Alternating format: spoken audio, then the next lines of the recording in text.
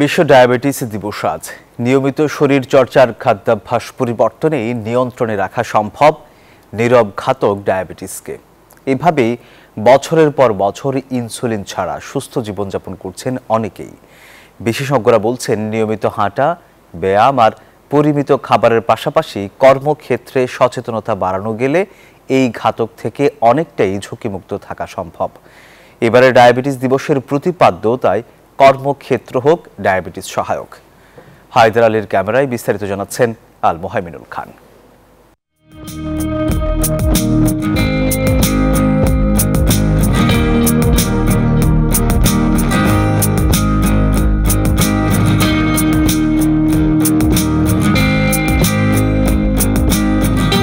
কার্তিক মাসের সকাল, মোহাম্মদ ইউসুফ বিছানা ছেড়ে ব্যস্ত শরীর চর্চায়।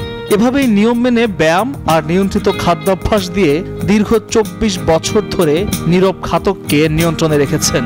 এই অভ্যাসই তাকে ডায়াবেটিস থাকা সত্ত্বেও ইনসুলিন ছাড়া জীবনযাপনের শক্তি জুগিয়েছে।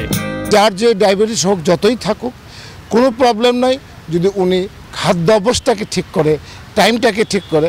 আর হাঁটাহাঁটি হলো সবচেয়ে বড় ওষুধ। ভোরের আলো ফোটার সাথে সাথেই মোহাম্মদ ইউসুফের মতো অনেকেই মগ্ন থাকেন শরীর চর্চায়। কেউ ব্যস্ত কঠিন কসরতে, কেউ বা দৌড়াচ্ছেন পার্কের রাস্তা ধরে, আবার কেউ হাঁটছেন সজোরে। রাজধানীর রমনা পার্কের এই দৃশ্য প্রতিদিনের। দেশের বিভিন্ন পার্ক, মাঠ আর সড়কে সকালে এমন স্বাস্থ্য সচেতন মানুষের দেখা মেলে। তাদের অনেকেই এভাবে ডায়াবেটিস সহ নানা রোগকে নিয়ন্ত্রণে রাখতে সক্ষম হচ্ছেন। ডায়াবেটিস লোক নর্মাল লোকের চেয়ে বেশি খায়। ওরা খায় 3 বেলা, আমরা খাই 6 বেলা। ডায়াবেটিস আসলে কন্ট্রোল করতে হলে আপনাকে 3টা জিনিস খেয়াল রাখতে হবে।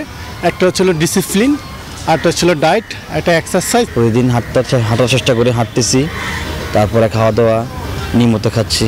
আমার 2006 সালে ডায়াবেটিস, আমি ইনসুলিন নিয়ে ইনসুলিন নিয়ে হাঁটাহাঁটি করি, চলাফেরা করি। আমরা যেসব খাবার খাই সব ভেজাল। এখন আমি যদি একটু হাঁটি, দেখা যায় আমার সারা দিনটা ভালো যায়। ডায়াবেটিস নিয়ন্ত্রণ থাকে, আপনার পুরো শরীরের অঙ্গ প্রত্যঙ্গ অনেক উপকার হয়। 4 মাস ধরে ব্যায়াম শুরু করছি। তো আমার ওয়েট ছিল প্রথম 88 কেজি, এখন আলহামদুলিল্লাহ আমার ওয়েট হলো 72 কেজি। এবং আমার মধ্যে যে প্রবলেমগুলো ছিল, এই প্রবলেমগুলো আমার একদম রিমুভ হয়ে গেছে। ঠিক, আমার ডায়াবেটিস হোক বা না হোক, আমি আগে থেকে ব্যায়াম শুরু করে দিই। আমি নিজেকে ফিজিক্যাল ফিট রাখি, মেন্টালি ফিট রাখি।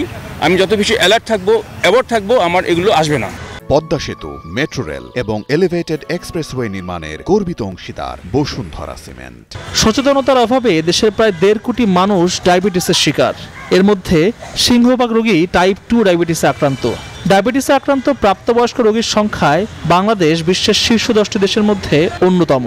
বাংলাদেশে ডায়াবেটিসে আক্রান্ত রোগীদের প্রতি 10 জনের মধ্যে 7 জনই বিভিন্ন কর্মক্ষেত্রে যুক্ত। উদ্বেগজনকভাবে এদের মধ্যে 61.5% জানে না যে তারা এই রোগে আক্রান্ত। দেখা গেছে যে ডায়াবেটিস ধরা পড়ার পর থেকে তার কর্ম সম্পাদনের সক্ষমতা হ্রাস পেতে থাকে। প্রথম কাজ হলো, যাদের ডায়াবেটিস আছে ধরা পড়ে গেল, চিকিৎসা শুরু হলো, জাননি, তাতে খুব ভালো খবর। যাদের ঝুঁকি বেশি আছে তাদের ঝুঁকি কমাবার জন্য উদ্যোগ নেওয়া যেতে পারে। যারা টেবিলে বসে কাজ করেন, তো যেমন হতে পারে যে 8 ঘন্টা কাজের মধ্যে আধা ঘন্টা ওই অফিস থেকে বরাদ্দ করবে, উনি শারীরিক শ্রম সম্পাদন করবেন। এটি কিন্তু পৃথিবীর অনেক দেশে সিস্টেম আছে।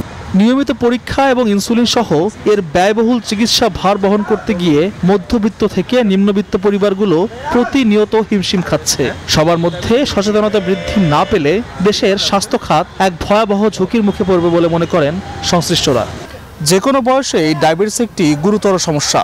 বিশেষজ্ঞরা বলছেন, সঠিক খাদ্যাভ্যাস ও নিয়মিত ব্যায়াম করলে অনেকাংশে নিয়ন্ত্রণ করা সম্ভব এই নীরব ঘাতককে।